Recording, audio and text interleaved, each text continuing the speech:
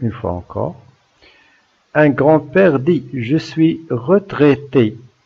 Donc, il est retraité, mais pas encore centenaire. Ça veut dire quoi centenaire? Ça veut dire qu'il n'a pas encore 100 ans.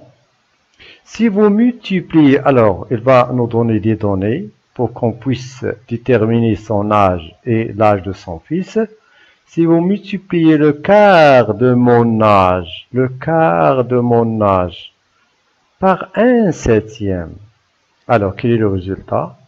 Vous obtenez un nombre entier qui correspond au 6e de l'âge de mon petit-fils. Quels sont les âges du grand-père et de son petit-fils?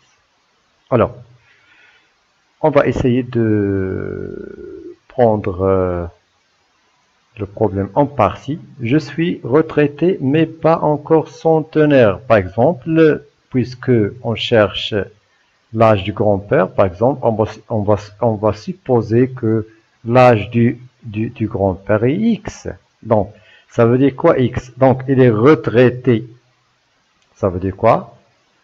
Il a plus de, normalement, en général, il a plus de 60 ans. Mais un âge inférieur à 100 parce qu'il n'est pas encore centenaire. Ça veut dire quoi? Son âge est compris entre 60 et 100. Voilà la première information. Donc, X, supposons que X est l'âge du grand-père. Alors, X, qui est son âge, est compris entre 60 et 100. Si vous multipliez le quart de mon âge, alors, le quart de mon âge, ça veut dire quoi? Le quart de mon âge, c'est-à-dire un quart, supposons, qu'est-ce qu'on vient de dire? On vient de dire que X,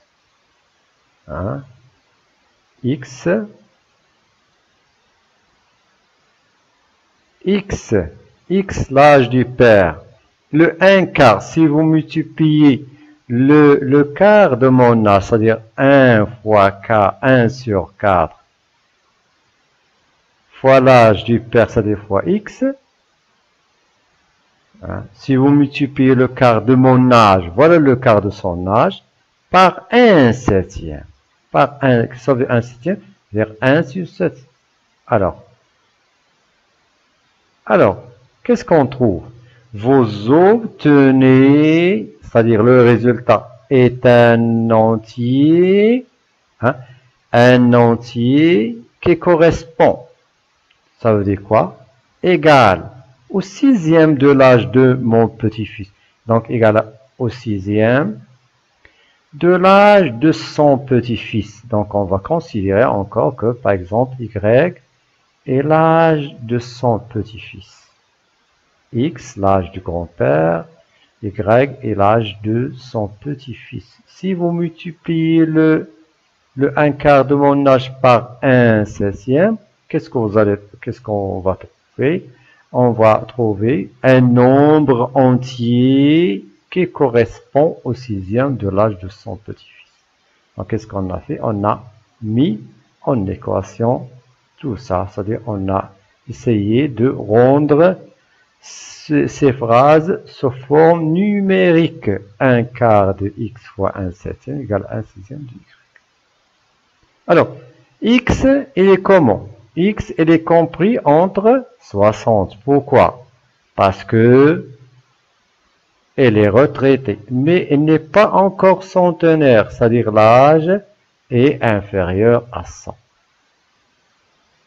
Voilà.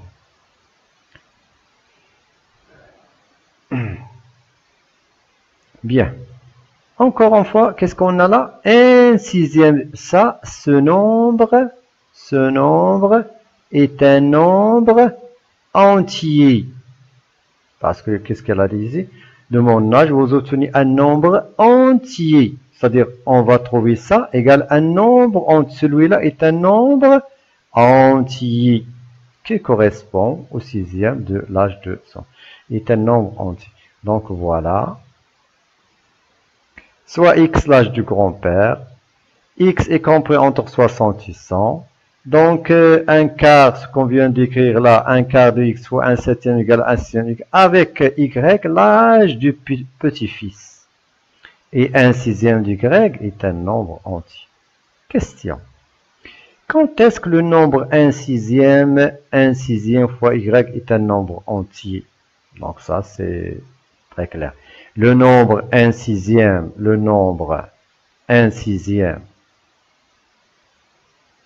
de Y est un nombre entier. Hein? Ce produit est un nombre. Si Y est un multiple de 6. Par exemple, je vais prendre 6 sur 6. Je vais avoir 1. 1 est un nombre entier. Donc, tant que Y est un multiple de 6, ce nombre est un entier. Alors, voilà. Un sixième, donc, avec Y, l'âge de petit-fils, et un sixième est un nombre entier. Alors, un quart de X fois un septième égale 1 signifie ça. Ça veut dire, ça signifie ça. Donc, regardez ça, cette relation. Donc, ça va me donner X sur 4 fois 7, 28. Sur 28. Va nous donner combien? Va nous donner un sixième de Y. Voilà. Mais X égale à combien X? Donc, égale, bien sûr, égale à 28 sur 6. En réduisant le nombre 28 sur 6, donc on va trouver X égale 14 sur 3. 14 sur 3, quoi? Y. Voilà. Donc, la relation qui existe entre l'âge du grand-père et celui de son petit-fils est X égale à 14 tiers fois Y. Le voilà.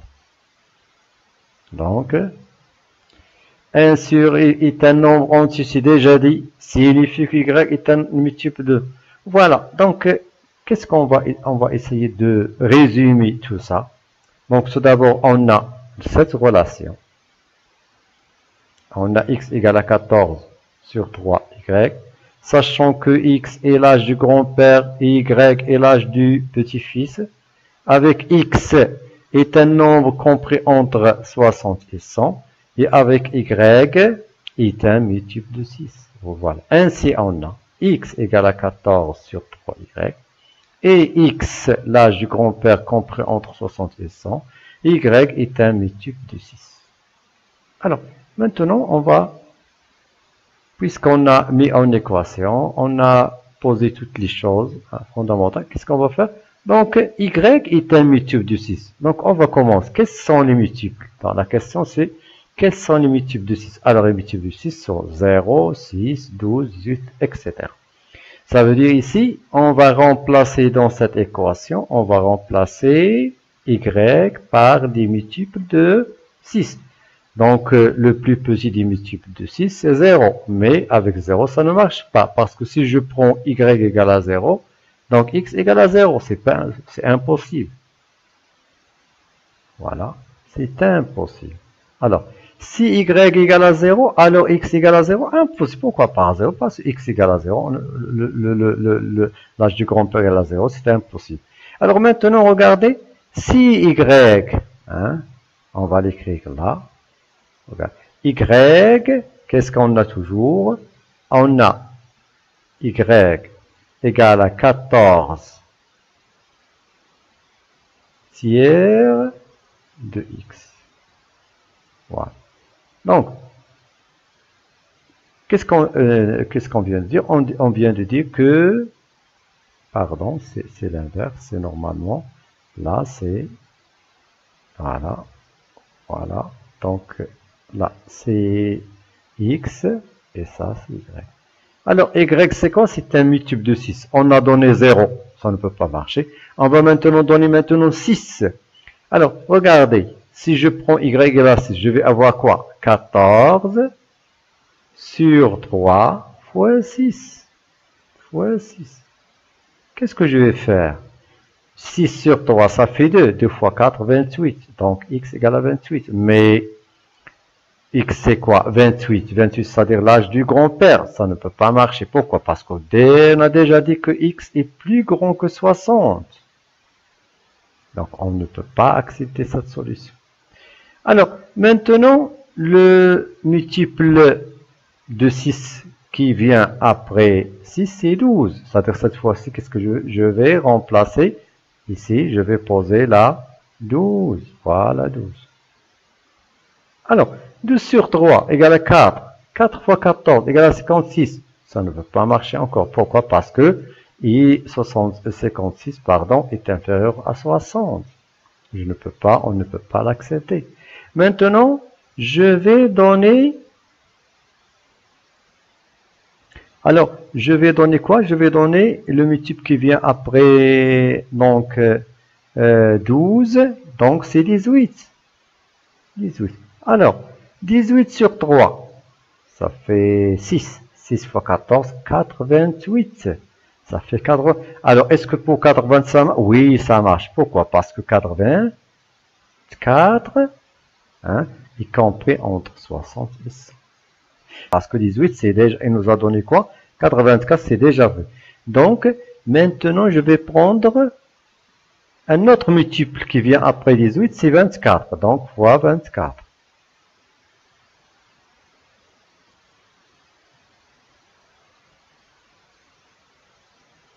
Alors, 24 sur 3, 8. 14 fois 8. Alors, égal. 8 fois, ça fait 32. Ça fait 112. Est-ce qu'on va accepter 112? Non. Pourquoi? Parce que 112, l'âge du grand-père 112, on ne peut pas l'accepter parce que on sait déjà que x est compris entre 60 et 100. On ne peut pas dépasser 100. Donc, la seule possibilité qu'on peut avoir, c'est que l'âge du grand-père égale à 84. Donc, l'âge de 84, ça veut dire y égale à 18. Ça veut dire lorsque le grand-père a 84 ans, alors l'âge de son petit-fils est 18. Donc, c'est ça.